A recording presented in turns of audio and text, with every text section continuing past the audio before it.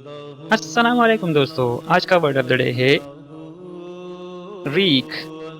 Pronunciation ہے rack. بولتے وقت آن ڈبل ای کے کی طرح بولا جاتا ہے. انگلش میننگ ہے to cause something very harmful اور damaging.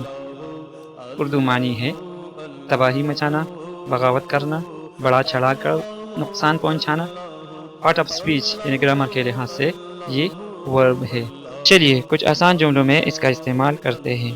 Number 1، the storm wreaked damage. طوفان نے بہت نقصان پہنچایا. Number 2، he wreaked revenge. اس نے بدلہ لیا. Number 3، anger can wreak trouble. غصہ مسئلہ پیدا کر سکتا ہے. Number 4، they wreaked chaos. انہوں نے افراتفری مچا دی. Number 5، fire wreaked loss. آگ نے شدید نقصان کیا. ملتی ہے اگلی ویڈیو میں. اللہ حافظ.